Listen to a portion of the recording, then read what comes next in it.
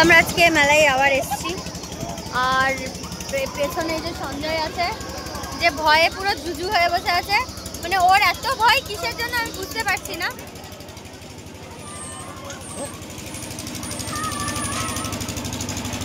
আবার চাপা ভাই আসছে চাপ, এদিকে ঢোক এদিকে ঢোক।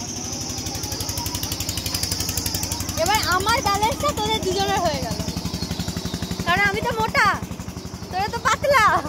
এ ভয় পাবি না তো? কথা বলতে পারিস তো?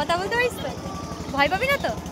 আচ্ছা, তো আরেকটা ভাই এসছে এখানে বসার জন্য।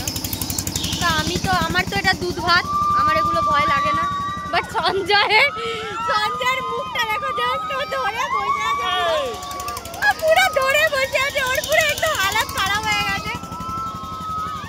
তো যাই হোক, ফোনটাও রাখা যাবে না, মালের পুরো একদম ভালো করে ধর, হাওয়াতে উড়ে যাবে। কিটা ফোনটা ভালো করে ধর, হাওয়াতে উড়ে যাবে।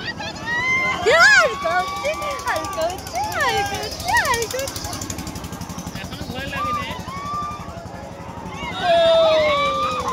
আমি তো লাইভ এক্সপিরিয়েন্স ছোটখাটো জিনিসে করি না, আমার একদম বড় সড়ো ডেস্টিনেশন। আমি যে জিনিস করবো একদম বড় সড়ো করবো। এরা কি চিল্লাচ্ছে, বলছে নামাও না, আর আমি দু হাত ছেড়ে বসে আছি। আমাদের চিত্রালয়ের গুলোর কাছে এগুলো হয়তো মানে কিছুই না। ভাইটাও চিল্লাচ্ছে।